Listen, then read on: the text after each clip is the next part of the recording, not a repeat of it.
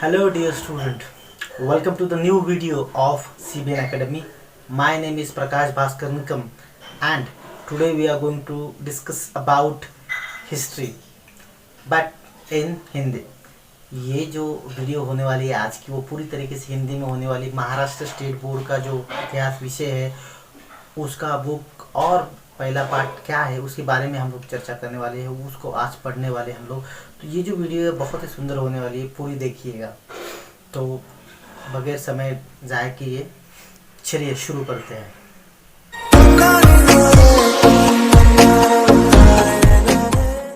तो सबसे पहले हम लोग देखते हैं कि इस बुक का कवर पेज कैसा है।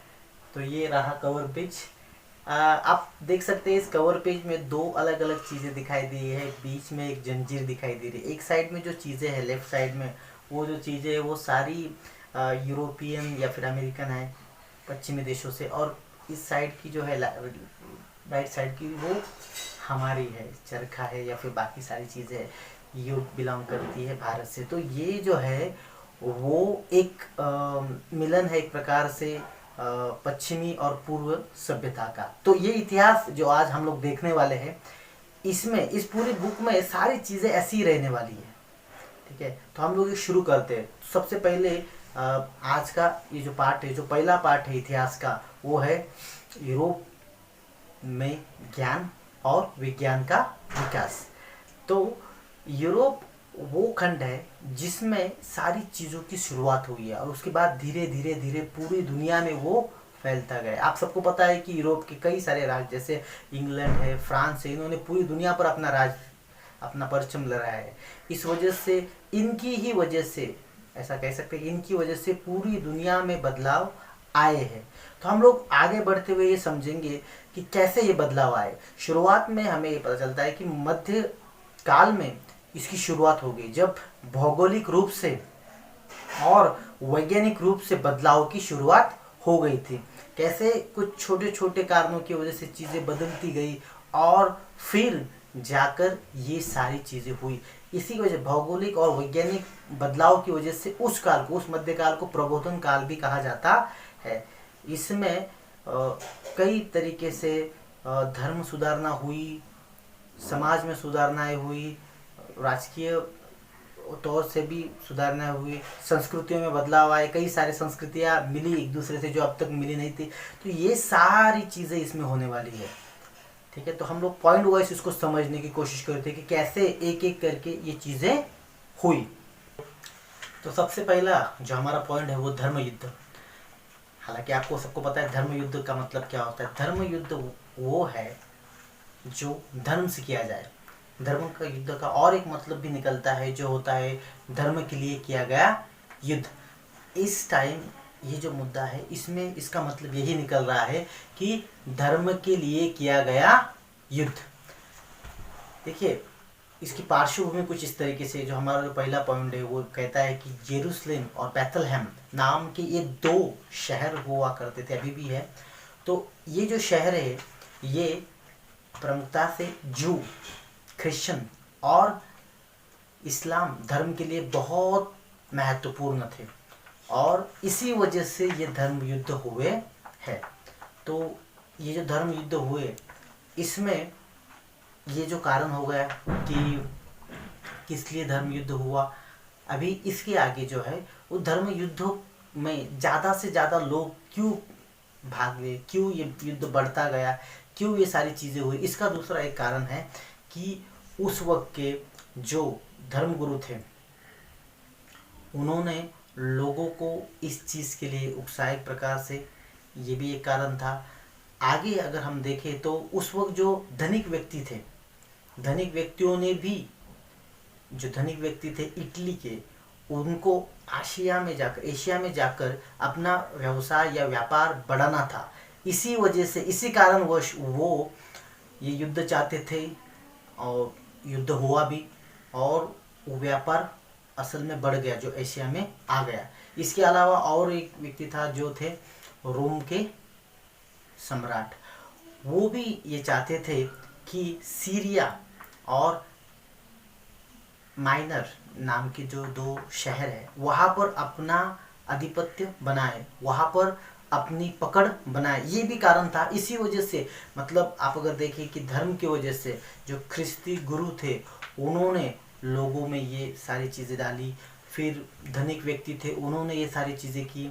और तीसरे थे रोम के सम्राट, इन्होंने मिलकर एक प्रकार से ये चीज़ें थी, ये कुछ तात्विक कारण थे। इसी वजह से युद्ध में बढ़ोतरी होती गई। तो हम लोग मतलब धनिक व्यक्ति थे, रोम के सम्राट थे। इसी दरमियान जो हमारे ख्रिस्ती गुरु थे, धर्मगुरु पोप, उन्होंने लोगों में एक अलग ही तरह की बात चलाई, जो थी कि अगर आप धर्म युद्ध में भाग लेते हो या उसको सपोर्ट करते हो तो आपकी जो पाप है वो धुल जाएंगे या फिर उसमें वो सब कुछ खत्म हो जाएगा। ये सारी चीज़ों की वजह से ज़्यादा से ज़्यादा लोगों ने इसमें भाग लिया। इसके आगे बढ़कर हमने इसकी शुरुआत जो है, युद्ध की शुरुआत कब हुई वो देखते हैं। 1096 में शतक जो था 1096, उसमें इसकी शुरुआत हुई। उसमें शुरुआत में जो पहला युद्ध हुआ उसमें पोप, रोम के सम्राट और जर्मनी के प्रमुख, इन तीनों ने मिलकर युद्ध की शुरुआत की। लेकिन उस वक्त तुर्किस्तान के जो लोग हैं, जो पूरी सेना है, उन्होंने इनको पछाड़ दिया, हरा दिया। इसके बाद भी ये युद्ध खत्म हुए नहीं, ये कंटिन्यूसली मतलब ये चलते रहे। ऐसे 9 और युद्ध हुए। ये युद्ध जाकर 13वीं शताब्दी में तकरीबन 300 सालों तक युद्ध चलते रहे और 13वीं शताब्दी में तकरीबन ये युद्ध खत्म हुए। 9 युद्ध हुए, उसमें कई बार सारी चीज़ें हुई, लेकिन फिर भी आखिरकार इजिप्ट के जो प्रमुख थे उन्होंने जाकर जेरूसलम जो शहर था उसमें से एक, उसको जीत लिया। उसको जीतने के बाद भी ये जो शहर थे पहले दोनों इस्लाम धर्म के पास थे, तो वो दोनों शहर जीतने के बाद भी क्या हुआ आगे, ये दोनों शहर इन्होंने जीत लिए थे, उसके बावजूद भी उसमें इस्लाम लोगों की संख्या कम हुई नहीं।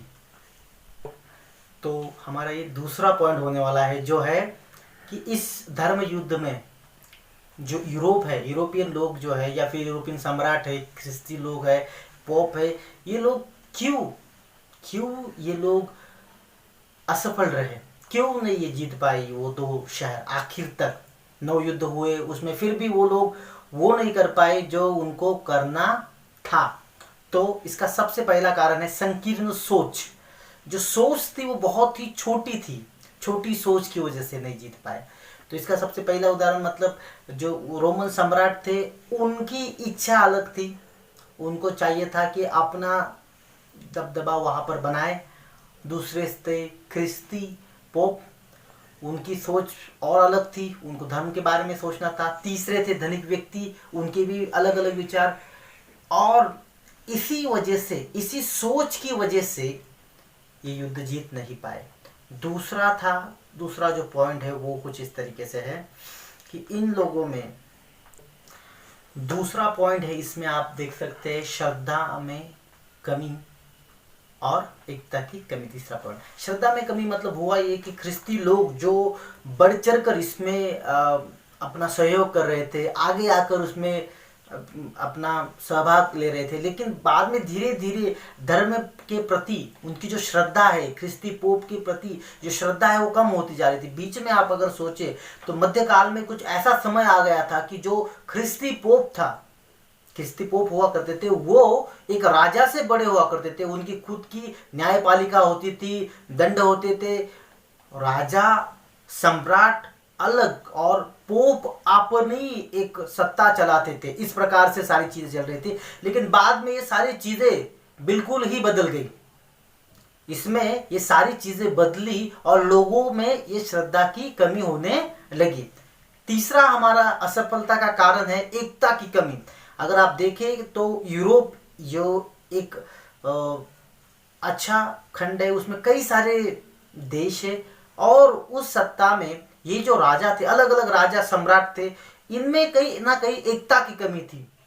ये कभी एक साथ आकर लड़े नहीं, इसी की वजह से वो ये युद्ध जीत नहीं पाए। 9 युद्ध हुए, 9 अलग अलग प्रकार के राजाओं ने इसमें भाग लिया, फिर भी नहीं जीत पाए। सभी अगर एक साथ मिलकर लड़ते तो शायद उनकी ताकत तुर्की लोगों से या फिर अफगानिस्तान के लोग, वो जो लोग थे उनसे बहुत ज्यादा थी। वो इस्लाम को हराकर ख्रिस्ती जो परचम है वहां पर फहरा सकते थे, लेकिन उनसे वो हुआ नहीं। इसका कारण था कि उनमें कहीं ना कहीं एकता की कमी थी। अगर वो एक साथ रहते, अगर वो एक साथ काम करते तो शायद इस युद्ध में वो जरूर सफल होते। तो हमारा जो तीसरा पॉइंट है आज का, वो है इस धर्म युद्ध का, इन धर्म युद्धों का किस प्रकार से प्रभाव पड़ा यूरोप पर या बाकी देशों पर। तो सबसे पहले इसका जो प्रभाव पड़ा था वो कुछ इस तरह था कि रूढ़ियों की कमी हो गई। मतलब जो इससे पहले लोग धर्म के पीछे भाग रहे थे, धर्म के लिए कुछ भी करने के लिए तैयार थे, ये सारी चीज़ें धीरे धीरे कम होने लगी। मैंने आपको पहले ही बताया कि जैसे पोप जो भी कहते वो भी लोग करने के लिए तैयार हो जाते। पाप पुण्य की भाषा बदल गई थी, अभी लोग अपने विचारों से चलने लगे थे। दूसरा था श्रद्धा में कमी। फिर से वही बात जो पहले हुआ करता था वो अभी नहीं हुआ है कि लोग श्रद्धा से, ज्यादातर लोग अंधश्रद्धा, नॉट श्रद्धा, श्रद्धा तो है, अंधश्रद्धा में कमी आई थी। लोग बहुत बड़े पैमाने पर भगवान के पीछे दौड़ रहे थे। ये सारी चीजें यूरोप में कम होने लगी थी, जो आज भी हमारे यहाँ कम नहीं है शायद। तो वहां पर वो चीजें कम होने लगी थी। शायद कहीं ना कहीं भगवान से भी ज्यादा बहुत हमारे आम जिंदगी है, भगवान के लिए ही जिंदगी है, ऐसा शायद लोगों को नहीं लगता हो कि चीजें बदलने लगी। लोग प्रैक्टिकल रूप से दुनिया की तरफ देखने लगे, पैसे के लिए काम करने लगे, बहुत सारी चीजें बदली और इसी की वजह से आज का समाज बदला है। इसी के वजह से तीसरा पॉइंट हमारा आता है जो है व्यापार में बढ़ोतरी। देखिए हुआ ये कि युद्ध हुआ एशिया के देशों के साथ यूरोप के देशों का। इनमें जब टकराव हुआ, उस टकराव की वजह से हुआ ये कि व्यापार की जो गति है वो बदल गई। जो रास्ता था वो बदल गया। वहाँ से जो पहले जा सकते थे ज़मीन से, वो बंद हो गया। उसके बाद नए खोज की गई, ज़मीन से छोड़कर वो पानी से जाने लगे। ये सारी चीज़ें बदली और उसमें व्यापार भी बहुत बड़े पैमाने पर बढ़ा। लोगों को समझ में आने लगा कि इस दुनिया से बाहर भी बहुत बड़ी दुनिया है। इसी वजह से शायद व्यापार में बढ़ोतरी हुई। इसके अलावा अगर हम लोग देखें तो इसका आगे का जो पॉइंट है, जो युद्ध कौशल्य में जो युद्ध था उसमें सारी चीज़ें बदली। तो युद्ध कौशल्य कैसे बढ़ा, युद्ध में कैसे सारी नई नई चीज़ें आई, कौन सी चीज़ें नई बदली। देखिए अभी तक क्या हो रहा था कि सिर्फ और सिर्फ, तो युद्ध कौशल्य की बात की जाए तो नई नई चीज़ों का, पांचवा जो हमारा पॉइंट है, वो नई नई चीज़ों की इजाद होने लगी। उनको पता चला, अभी तक उनको पता नहीं था। बहुत सारी चीज़ें ऐसी थी जिनकी जानकारी उनको नहीं थी। हम लोग देख सकते हैं कि अभी हमको पता है कि जब भारत में यूरोप के लोग पहुँचे तो वो मसालों के लिए या फिर चमकीली चीज़ों के लिए पहुँचे थे। आपको सबको पता, ये चीज़ें वहाँ उस वक्त तक नहीं थी। शायद ये धर्म युद्ध होता नहीं, लोग यहाँ तक पहुँचते नहीं, तो ये सारी चीज़ें कभी भी उनको पता चलती नहीं।